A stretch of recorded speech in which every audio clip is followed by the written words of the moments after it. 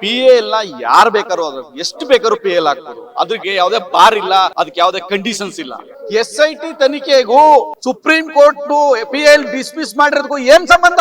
ಯಾಕೆ ಸುಳ್ಳು ಹೇಳ್ತಾ ಇದೀರಾ? ಸುಜಾತಾ ಭಟ್ ಅಜ್ಜಿ ಮನೆಗೆ ಹೋಗಿದ್ರಲ್ಲ, ಅಜ್ಜಿ ಹುಡುಕೊಳ್ಳೋಕಾಯ್ತಿರಲ್ಲ, ಪಬ್ಲಿಕ್ ಡಾಕ್ಯುಮೆಂಟ್ ಇದು, ಮುಚ್ಚಿಡಕಾಯ್ತದ? ಸುಪ್ರೀಂ ಕೋರ್ಟ್ ಮುಂದೆ ಇರೋ ಡಾಕ್ಯುಮೆಂಟ್ ನ ಅಜ್ಜಿ ಕುತ್ಕೊಂಡುದು, ಮಲಿಕೊಂಡುದು, ನಿಂತ್ಕೊಂಡುದೆಲ್ಲ ಹೇಳ್ತೀರಾ? ಇದನ್ನ ಹೇಳಕ್ಕಾಗ್ಲಿಲ್ವಾ? ಇದನ್ನ ಹುಡುಕಾಗ್ಲಿಲ್ವಾ? ಮುಚ್ಚಿಟ್ಟು SIT ರಚನೆ ಮಾಡ್ಸಕ್ಕೆ ನಮ್ಗೆ ಅಷ್ಟು ಶಕ್ತಿ ಇದೆಯಾ?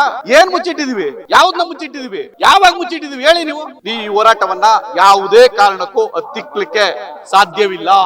ಸೌಜನ್ಯ ಮತ್ತು ಇತರರಿಗೆ ಸಾವುಗಳಿಗೆ ನ್ಯಾಯ ಸಿಕ್ಕೇ ಸಿಗುತ್ತೆ.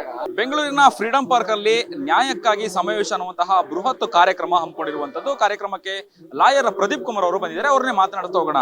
ಸರ್, ಈಗ ಧರ್ಮಸ್ಥಳ ಕೇಸ್ಗೆ ಸಂಬಂಧಪಟ್ಟ ಹಾಗೆ PA ಅರ್ಜಿ ಬಗ್ಗೆ ಮಾತನಾಡ್ತಾ ಹೋಗೋದಾದ್ರೆ ಏನಾಗಿದೆ ಸರ್? ಏನಿದೆ ಸದ್ಯದ ಸ್ಟೇಟಸ್ ಏನಿದೆ ಅನ್ನುವಂಥದ್ದು? ಯಾಕಂದ್ರೆ ಕೆಲವೊಂದು ಮೈನ್ ಸ್ಟ್ರೀಮ್ ಮಾಧ್ಯಮಗಳಲ್ಲೂ ನೀವು ಕೂಡ ನೋಡಿದಿರಿ, ಕೆಲವೊಂದು ವಿಚಾರಗಳ ಬಗ್ಗೆ ಮಾಹಿತಿಗಳನ್ನ ಕೊಡ್ತಿರುವಂತದ್ದು. ಎಷ್ಟು ಸರಿ ಎಷ್ಟು ತಪ್ಪು ಅನ್ನುವಂಥದ್ದು, ಸದ್ಯದ ಸ್ಟೇಟಸ್ ಹೇಗಿದೆ ಅನ್ನುವಂಥದ್ದು ಅಂತ ನೋಡಿ. PA ಯಾರು ಬೇಕಾದ್ರೂ ಎಷ್ಟು ಬೇಕಾದ್ರೂ PA ಹಾಕ್ಬೋದು. ಅದಕ್ಕೆ ಯಾವುದೇ ಬಾರ್ ಇಲ್ಲ, ಅದಕ್ಕೆ ಯಾವುದೇ ಕಂಡೀಷನ್ಸ್ ಇಲ್ಲ. ಆದ್ರೆ ಇಲ್ಲಿ ಧರ್ಮಸ್ಥಳದ ಅಸಹಜ ಸಾವುಗಳಿಗೆ ಸಂಬಂಧಪಟ್ಟ ಹಾಗೆ ಚಿನ್ನಯ್ಯ ಅನ್ನೋ ವ್ಯಕ್ತಿ ಒಂದು ಸುಪ್ರೀಂ ಕೋರ್ಟ್ ಮುಂದೆ PA ಮೂಲಕ ಹೋದ. ಆದ್ರೆ ಸುಪ್ರೀಂ ಕೋರ್ಟ್ ಹೇಳ್ತು, ನೀವು ಸಂಬಂಧಪಟ್ಟ ಜೂರಿಸ್ಡಿಕ್ಷನಲ್ ಮ್ಯಾಜಿಸ್ಟ್ರೇಟ್ ಕೋರ್ಟ್ ಮುಂದೆ ಹೋಗಿ ಅನ್ನೋ ಹೇಳಿಕೆಯನ್ನ ಹೇಳಿ ಅದನ್ನ ಕ್ಲೋಸ್ ಮಾಡಿದ್ರು. ಎಸ್, ಅವರು ಜೂರಿಸ್ಡಿಕ್ಷನಲ್ ಮ್ಯಾಜಿಸ್ಟ್ರೇಟ್ ಮುಂದೆ ಹೋದ್ರು, ಮ್ಯಾಜಿಸ್ಟ್ರೇಟ್ ಮುಂದೆ ಒಂದು ಸ್ಟೇಟ್ಮೆಂಟ್ ಕೂಡ ಮಾಡಿದ್ರು. ಆ ಸ್ಟೇಟ್ಮೆಂಟ್ ನ ಆಧಾರದ ಮೇಲೆ ಅವರು ಪೊಲೀಸ್ ಸ್ಟೇಷನ್ಗೆ ಹೋಗಿ ಪೊಲೀಸ್ ಸ್ಟೇಷನ್ ಅಲ್ಲಿ FIR ದಾಖಲಾಯಿತು. ಅದ್ರ ಮೇಲೆ SIT ತನಿಖೆ ಆಯ್ತು. SIT ತನಿಖೆಗೂ ಸುಪ್ರೀಂ ಕೋರ್ಟ್ PA ಡಿಸ್ಮಿಸ್ ಮಾಡಿರೋದಕ್ಕೂ ಏನ್ ಸಂಬಂಧ? ಯಾಕೆ ಸುಳ್ಳು ಹೇಳ್ತಾ ಇದ್ದೀರಾ?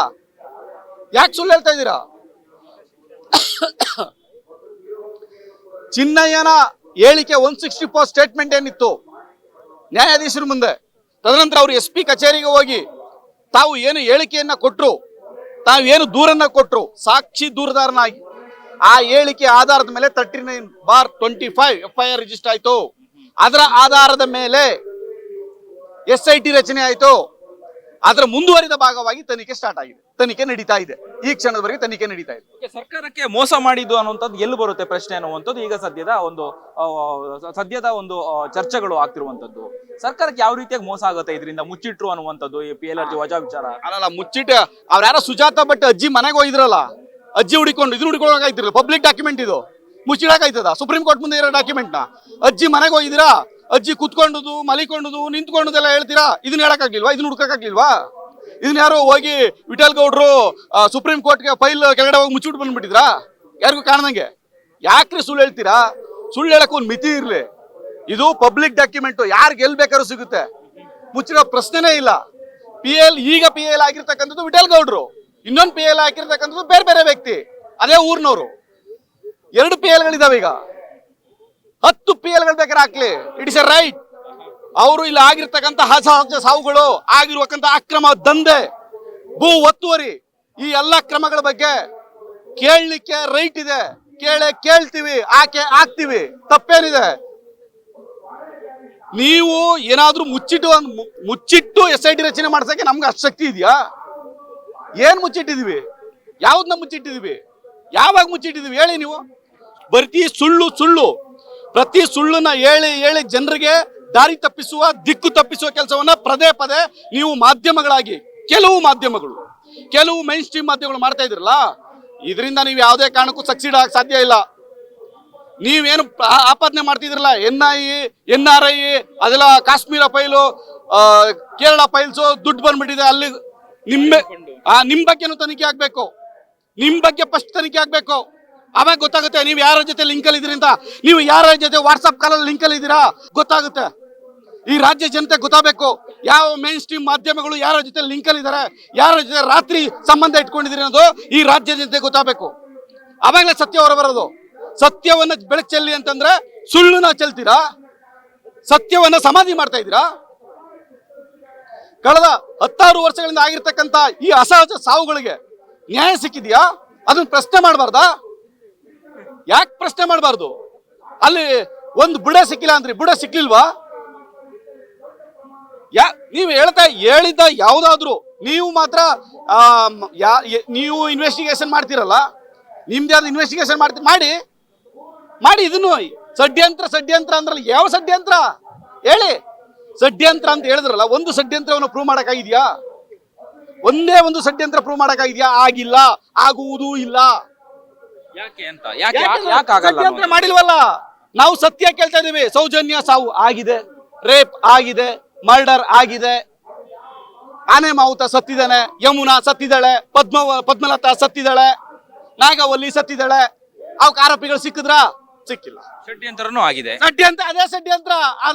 ಅದಕ್ಕೆ ಇನ್ನೊಂದು ಷಡ್ಯಂತ್ರ ಇವ್ರು ನೀವು ಮುಚ್ಚಿಡ್ತಾ ಇರೋದು. ಅದನ್ನ ಮುಚ್ಚಿಡ್ತಾ ಇದ್ರಲ್ಲ, ಅದೇ ಷಡ್ಯಂತ್ರ ನಿಮ್ದು. ಬೆಳಿಗ್ಗೆ ಎಡ್ತು ಅಂದ್ರೆ ಸೌಜನ್ಯ ಅವ್ರ ತಾಯಿನ, ಅವ್ರ ಕುಟುಂಬದವ್ರನ್ನ ವಿಲನ್ ಮಾಡ್ತಿರಲ್ಲ. ಇಡೀ ದೇಶದಲ್ಲಿ, ಇಡೀ ಪ್ರಪಂಚದಲ್ಲೇ ಒಬ್ಬ ವಿಕ್ಟಿಮ್ ತಾಯಿಯನ್ನ, ಕುಟುಂಬದವರನ್ನ ಆರೋಪಿತ ಸ್ಥಾನದಲ್ಲಿ ನಿಂತಿದ್ರೆ ಅದು ನಿಮ್ಮ ಮಾಧ್ಯಮ, ಕೆಲವು ಮಾಧ್ಯಮ. ಅದು ನಿಮ್ಮನ್ನ ಪ್ರಶ್ನೆ ಮಾಡಬಾರ್ದಾ? ನೀವು ಯಾರ ಜೊತೆ ಲಿಂಕ್ ಅಲ್ಲಿ ಇದ್ದೀರಾ ಅಂತ ಗೊತ್ತಾಗುತ್ತೆ. ನಿಮ್ ಬಗ್ಗೆ ಒಂದು ತನಿಖೆ ಮಾಡಬೇಕು. ನಿಮ್ಗೆ ಯಾವುದೇ ಅಂಕೆ ಸಂಖ್ಯೆಗಳು ಇಲ್ಲದೇ ಸಮಸ್ಯೆ ಆಗಿರೋದು. ಇವತ್ತು ಯೂಟ್ಯೂಬರ್ಸ್ಗಳು ಒಂದಷ್ಟು ಬೆಳಕು ಚೆಲ್ಲುವ ಕೆಲಸವನ್ನ, ಸತ್ಯವನ್ನು ಹೊರಚೆಲ್ಲುವ ಕೆಲಸವನ್ನ ಯೂಟ್ಯೂಬರ್ಸ್ ಮಾಡಿದ್ರು. ನಿಮ್ ಕೈಲಿ ಆಯ್ತಲ್ಲ ತಗೊಳಕ್ಕೆ ಅದನ್ನ. ಆದ್ರೂ ಕೂಡ ಯೂಟ್ಯೂಬರ್ಸ್ ಗೆ ಫಂಡ್ ಬಂದಿದೆ ಅನ್ನೋ ಆರೋಪನ ಕೂಡ ಮಾಡಿದ್ರು. ಅವ್ರ ಕೈಲಿ ಆಯ್ತವಲ್ಲ, ಇಡೀ ರೈಡ್ ಮಾಡಿಸ್ಬಿಡ್ತೀವಿ ಅಂದ್ರು ಯೂಟ್ಯೂಬರ್ಸ್ ಮೇಲೆ. ಆಯ್ತಾ? ಮಾಡ್ಲಿ. ಹೇಳಿದ್ರು ಅಮಿತ್ ಶಾ ಅವ್ರಿಗೆ. ಆಯ್ತಾ? ಇದೆಯಾ? ಆ ರೀತಿ ಮಾಡಿದಾರೆ. ಇಂಟರ್ನಲ್ ರಿಪೋರ್ಟ್ ತರಿಸ್ಕೊಂಡಿದ್ದಾರೆ. ಸಿಕ್ಕಿಲ್ಲ. ಅಲ್ಲಿ ಸಿಕ್ಕಿದ್ರೆ ಬಿಡ್ತಾ ಇರ್ಲಿಲ್ಲ ನಿಮ್ಮನ್ನ. ನಿಮ್ಮ ಯಾವ ಯೂಟ್ಯೂಬ್ ಚಾನಲ್ಸ್ ಬಿಡ್ತಾ ಇರ್ಲಿಲ್ಲ ಅವರು. ಇಷ್ಟೊಂದು ಕಾಲ ನಿಮ್ಮನ್ನೆಲ್ಲ ಮಟ್ಟ ಹಾಕ್ಬಿಟ್ಟಿರೋರು. ಅದು ಇಲ್ಲ. ಆ ರೀತಿ ಯಾವ ಘಟನೆಗಳು ನಡೆದಿಲ್ಲ. ಆ ರೀತಿ ಯಾವ ದುಡ್ಡಿನ ಫ್ಲೋಯಿಂಗು ಆಗಿಲ್ಲ. ಅವ್ನ ಯಾರ ಮೇಲೆ, ಚಂದನ್ ಮೇಲೆ ಒಂದು ಅಲಿಗೇಷನ್ ಮಾಡಿದ್ರು, ದೂರ್ ಕೊಟ್ಟು ಬಂದ್ರ. ಅವನ್ನ ಕರ್ಕ ಬಂದು ಆ ಸುಮಂತನನ್ನ ಇಂಟರ್ವ್ಯೂ ಮಾಡಿದ್ರಲ್ಲ ಕೂತ್ಕೊಂಡು. ಅದಾದ್ಮೇಲೆ ಅವ್ನು ಸಾರಿ ಕೇಳಿದ್ನ ಪೊಲಿಟಿಷಿಯನ್ ಕೈ ಮುಗಿದು. ಅದನ್ನ ಯಾಕೆ ಹಾಕ್ಲಿಲ್ಲ ಟಿವಿಲಿ?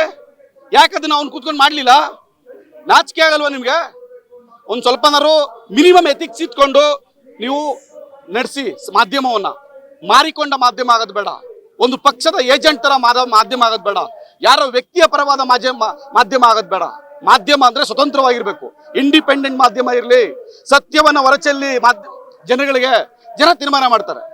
Yes sir. ಇನ್ನ ಬೆಂಗಳೂರಿನ ಫ್ರೀಡಂ ಪಾರ್ಕ್ ಅಲ್ಲಿ ನ್ಯಾಯಕ್ಕಾಗಿ ಸಮಾವೇಶ ಬೃಹತ್ ಕಾರ್ಯಕ್ರಮ ಆಗ್ತಿರುವುದು. ನೀವು ಕೂಡ ಭಾಗವಹಿಸಿದ್ರಿ. ಬೆಳಗ್ಗೆ 10:30 ಮಧ್ಯಾಹ್ನ 3 ಗಂಟೆ ಆದ್ರೂ ಕೂಡ ಜನ ಹಾಗೇನೆ ಇದ್ದಾರೆ. ಕಾರ್ಯಕ್ರಮ ನಡೀತಾ ಇದೆ. ಏನ್ ಹೇಳ್ತೀರಿ ನೀವು ಈ ಸಮಾವೇಶಕ್ಕೆ ಭಾಗವಹಿಸಿದ್ರಿ? ಸರ್, ಇಲ್ಲಿ ಆಗಿರ್ತಕ್ಕಂತಹ ಅನೇಕ ಅಸಹಜ ಸಾವುಗಳು, ಆದಂತ ಎಲ್ಲ ಸಾವುಗಳಿಗೆ ಒಂದೇ ಪ್ಯಾಟರ್ನ್ ಇರ್ತಕ್ಕಂಥದ್ದು. ಅವ್ರ ಕುಟುಂಬದವ್ರನ್ನ ಆರೋಪಿತ ಸ್ಥಾನದಲ್ಲಿ ನಿಲ್ಲಿಸಿರ್ತಕ್ಕಂಥದ್ದು. ಇವತ್ತು ಆಗಿರ್ತಕ್ಕಂಥ ಅನೇಕ ಅಕ್ರಮಗಳು, ಭೂ ಒತ್ತುವರಿಗಳು ಇರತಕ್ಕಂಥದ್ದು, ಅಲ್ಲಿನ ರೈತಾಪಿ ವರ್ಗವನ್ನು ಒಕ್ಕಲಿಗಿಸಿರ್ತಕ್ಕಂಥದ್ದು ಇರ್ಬೋದು, ಬಡವರನ್ನ ಒಕ್ಕಲಿಗಿಸಿರ್ತಕ್ಕಂಥದ್ದು. ಇದ್ರ ಎಲ್ಲ ವಿರುದ್ಧ ಒಂದು ಧ್ವನಿಯನ್ನ ಎತ್ತಿದೀವಿ ನಾವೆಲ್ಲ ಹೋರಾಟಗಾರರು. ಹೋರಾಟ ಅನ್ನೋದು ಯಾವಾಗ್ಲೂ ಸಣ್ಣ ಮಟ್ಟದಿಂದ ಸ್ಟಾರ್ಟ್ ಆಗ್ತದೆ. ಆದ್ರೆ ಶಕ್ತಿ ಅಂತೂ ಇದೆ. ನೀವು ನೋಡಿದ್ರಿ ಬೆಳಿಗ್ಗೆಯಿಂದ, ಬೆಳಿಗ್ಗೆ 10:00 ಪ್ರಾರಂಭ ಆದಂತ ಈ ಹೋರಾಟ ಈ ಕ್ಷಣದಾಗ 3 ಗಂಟೆ ಆಗ್ತಾ ಇದ್ರು. ಈ ಹೋರಾಟದಲ್ಲಿ ಹಾಗೆ ಕೂತಿದ್ದಾರೆ ಜನ. ಅಂದ್ರೆ ಈ ಹೋರಾಟಕ್ಕೆ ಇರ್ತಕ್ಕಂಥ ಶಕ್ತಿ ಅದು. ಈ ಹೋರಾಟವನ್ನ ಯಾವುದೇ ಕಾರಣಕ್ಕೂ ಹತ್ತಿಕ್ಕಲಿಕ್ಕೆ ಸಾಧ್ಯವಿಲ್ಲ.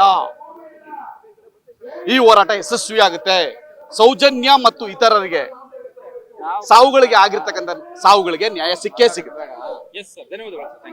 ಇದಿಷ್ಟು ಲಾಯರ್ ಪ್ರದೀಪ್ ಕುಮಾರ್ ಅವರ ಮಾತಾಗಿತ್ತು. ಕ್ಯಾಮರಾ ಪರ್ಸನ್ ಮನೋಜ್ ಜೊತೆ ಅಭಿಜಿತ್ ಗಣೇಶ್, ಕರ್ನಾಟಕ ಟಿವಿ, ಬೆಂಗಳೂರು. ತುಂಬಾ ದಪ್ಪ ಇದ್ದೀರಾ? ಅದರಲ್ಲೂ ಯಾವುದೇ ಸೈಡ್ ಎಫೆಕ್ಟ್ ಇಂದ ಸಣ್ಣ ಆಗ್ಬೇಕಾ? ಎಷ್ಟೋ ಜನ ಹೇಳ್ತಾ ಇದ್ರಿ, ಸರ್ ನಾನು ಜಿಮ್ಗೆ ಹೋಗ್ತಾ ಇದ್ದೀನಿ ಆದ್ರೂ ಸಣ್ಣ ಆಗ್ತಾ ಇಲ್ಲ ಸರ್, ವರ್ಕೌಟ್ ಮಾಡ್ತಾ ಇದ್ದೀನಿ ಆದ್ರೂ ಸಣ್ಣ ಆಗ್ತಾ ಇಲ್ಲ ಅಂತ ಹೇಳ್ತಾ ಇದ್ರಲ್ಲ. 100% ಯಾವ ಜಿಮ್ಗೂ ಹೋಗ್ದಂಗೆ ವರ್ಕೌಟು ಮಾಡ್ದಂಗೆ ನೀವು ಸಣ್ಣ ಆಗ್ಬೋದು. ಪ್ರತಿದಿನ ಬೆಳಿಗ್ಗೆ ಸಂಜೆ 2 ಟೈಮ್ ನಮ್ಮ ಜೀನಿ ಸ್ಲಿಮ್ ನ ಯೂಸ್ ಮಾಡಿ ಯಾವುದೇ ಸೈಡ್ ಎಫೆಕ್ಟ್ ಇಲ್ದಂಗೆ ನೀವು ಸಣ್ಣ ಆಗ್ತೀರಾ. ಯಾಕೆಂದ್ರೆ ಜೀನಿ ಸ್ಲಿಮ್ ಒಂದು ಉತ್ತಮ ಆಹಾರ. ದೇಹದಲ್ಲಿ ಬ್ಯಾಡ್ ಕೊಲೆಸ್ಟ್ರಾಲ್ ಜಾಸ್ತಿ ಆದಾಗ ಹಾರ್ಟ್ ಅಟ್ಯಾಕ್ ಆಗೋ ಚಾನ್ಸಸ್ ಜಾಸ್ತಿ. ಇತ್ತೀಚೆಗಂತೂ ಸಿಕ್ಕಾಪಟ್ಟೆ ನ್ಯೂಸ್ನ ಕೇಳ್ತಾನೆ ಇದ್ದೀವಿ. ಸೊ ಬ್ಯಾಡ್ ಕೊಲೆಸ್ಟ್ರಾಲ್ನ ಕಮ್ಮಿ ಮಾಡೋದಕ್ಕೆ ಉತ್ತಮವಾದ ಆಹಾರ ತುಂಬ ಇಂಪಾರ್ಟೆಂಟು. ಜೀನಿ ಸ್ಲಿಮ್ ಯೂಸ್ ಮಾಡಿ. ಕರೆಕ್ಟ್. ಜೀನಿ ಸ್ಲಿಮ್ನಲ್ಲಿರುವಂತಹ ಎಷ್ಟೋ ಆಹಾರ ಧಾನ್ಯಗಳು ಕೊಲೆಸ್ಟ್ರಾಲ್ ಲೆವೆಲ್ನ ಕಮ್ಮಿ ಮಾಡೋದಕ್ಕೆ ಹೆಲ್ಪ್ಫುಲ್ ಆಗುತ್ತೆ. ಸೊ ಹೆಲ್ದಿಯಾಗಿರಿ, ಜೀನಿ ಸ್ಲಿಮ್ನ ಯೂಸ್ ಮಾಡಿ.